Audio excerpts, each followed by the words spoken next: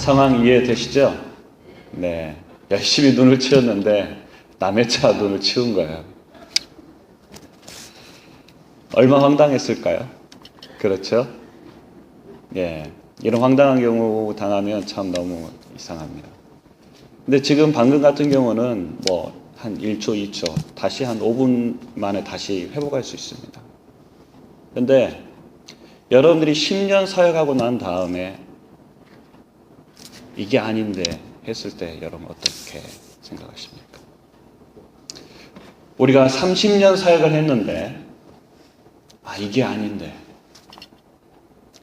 우리가 100년 동안에 우리가 교회 사역들을 많이 했지만 이거는 정말 아닌데, 그때 가서 우리가 후회한들, 그것을 고치려고 한들 우리가 그 문제를 어떻게 고칠 수 있겠습니까?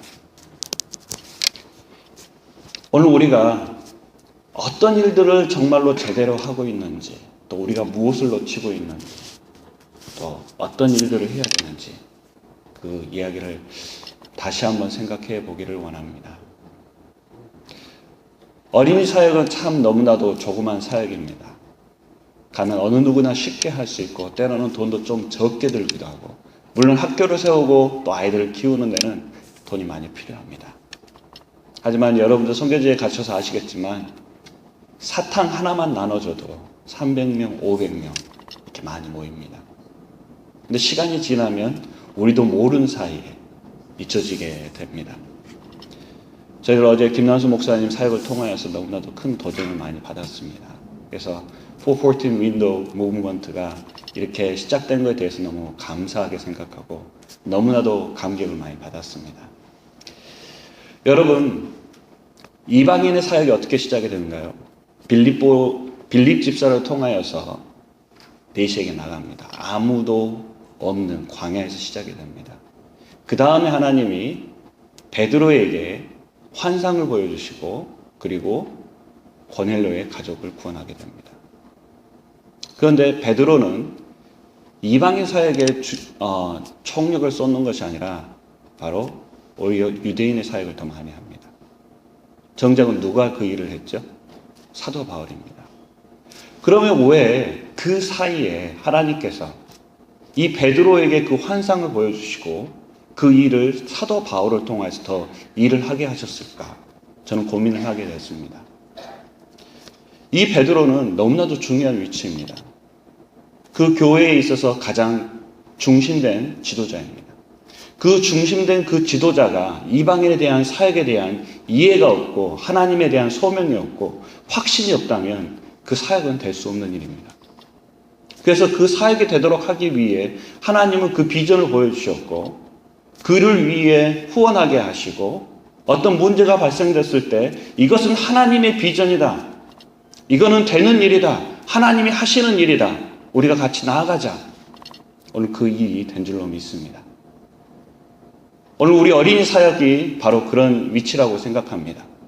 여러분들은 담임 목사님이시고 또 선교지에서 일하시기 때문에 직접적으로 우리가 일하지 않을 때가 너무 많습니다. 애들을 상대하는 것보다는 오히려 어른들을 상대하고 신학생들을 상대하고 목사님들을 훈련시키는 것이 더욱더 효과적입니다.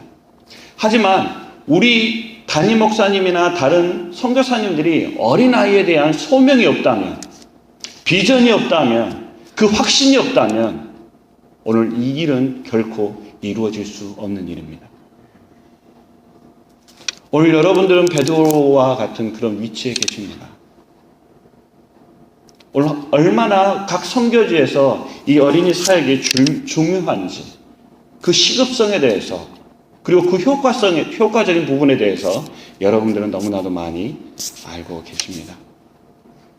여러분, 이제 이 어린이 사역, 우리 어린아이들한테 이 조금만 관심을 둔다면, 그 아이들한테 더욱더 중요한 하나님의 말씀을 전해주고 그 복음을 전해준다면 오늘 그 나라가 바뀌고 그 문화가 바뀌고 그리고 전 세계의 역사가 바뀔 수 있는 그런 일들이 오늘 여러분의 지역과 교회 안에 이루어지기를 원합니다.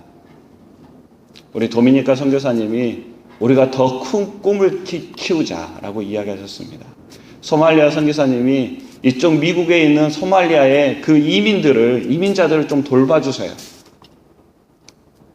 우리 고석기 사무총장님께서 인물론을 이야기하십니다. 여러분들이 한 나라를 품으시고 그 지역에 있는 한 민족을 품으시고 그곳에 우리 한국 사람들, 미국 사람이 데려와서 교육시켜서 그 나라에 보내서 그 나라의 중요한 임무를 하게 하시고 하나님의 나라로 바꾸셨습니다. 오늘 우리가 그 꿈을 같이 꾸기를 원합니다. 한 나라, 한 민족을 키워서 그 사람을 공부시키고 하나님의 사람 만들어서 우리가 그 나라 다시 돌아가기를 원합니다. 여러분, 다니엘, 모세, 사도 바울 공통점이 있습니다. 그들은 이스라엘에서 자라지 않았습니다. 그들은 그 나라, 다른 나라에서 자랐고 이중 언어를 썼고 그리고 가장 좋은 교육을 받았고 좋은 시민권을 가지고 있었습니다. 그리고 그들을 통하여 하나님이 일하셨습니다. 오늘 여러분의 자녀, 우리 MK들, 그리고 이곳에 있는 이민사회, 우리 자녀들, 바로 그들이 바로 우리 선교의 대상인 줄로 믿습니다. 이제 전방 후방이 사라졌습니다. 이제 전방 후방이 아닌 바로 내가 있는 곳, 바로 어린 아이들이 있는 곳, 바로 그 아이들은 아직 단 한 번도 복음을 듣지 못한 사람이 너무나도 많다는 겁니다. 바로 내 옆에 내 이웃의 그 아이들을. 우리가 그 아이들에게 지금 현재 복음을 전해주지 않는다면 지금 현재 4세에서 14에서 믿었던 그 아이들의 80%만이 교회에 남습니다. 그럼 여러분 교회, 주일학교, 중고등학교 합쳐서 80%가 앞으로 10년, 20년 후에 우리 교회에 교인이 될 수 있다는 겁니다. 우리가 다시 유럽의 초대교회 전철을 밟을 수는 없습니다. 그래서 여러분들이 이 일을 할 수 없다면 그 일을 할 수 있는 사람들을 부르십시오. 저희 어린이 전도협회에서 하는 일들이 그런 일입니다. 이제껏 저희 전도협회는 160여 개국, 그리고 또 한국 선교사님은 60명의 선교사님들 나가 계시고 그분들과 함께 협력 사역 해 주십시오. 그리고 그들이 일할 수 있도록 여러분 적극적으로 후원해 주십시오.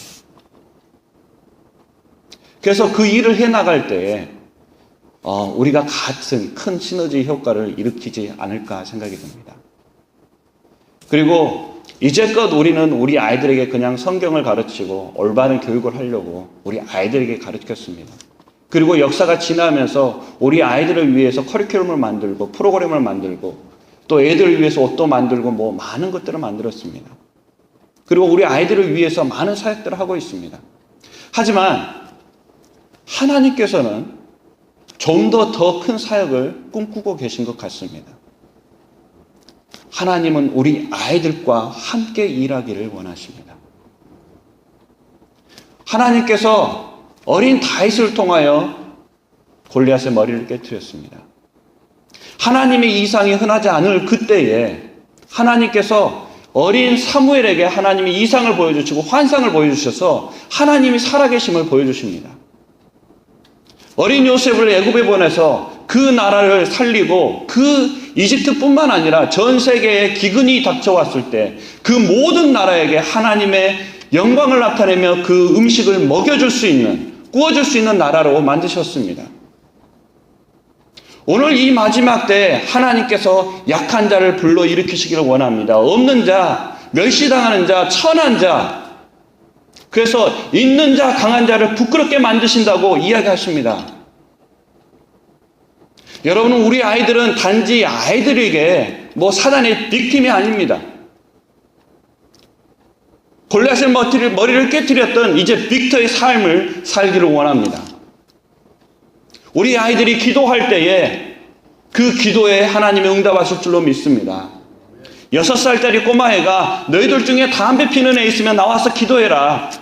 나와서 그 애가 눈물을 흘리며 기도합니다. 너 담배 피니? 아니요.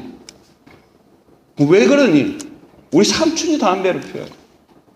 우리 삼촌을 구원해 주세요. 몽골에 저희들 선교여행 갔을 때 애들이 1분 안에 끝내겠습니다. 몽골에서 우리 아이들이 기도를 하는데요. 아이들이 자기들이 자발적으로 기도회를 만듭니다. 그리고 그 기도회가 2시간이 되어집니다. 오늘 그 역사들이 여러분의 교회와 여러분의 선교지 그리고 그 일들이 일어나 그 나라가 바뀌는 일들이 이루어지기를 원합니다.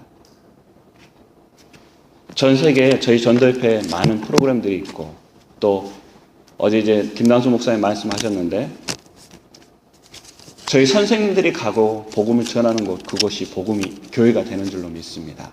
그래서 저희들이 많은 머티리얼과 또 훈련 프로그램들을 통하여서 여러분 교회를 섬기고 또 선교사님들 섬기기를 원합니다.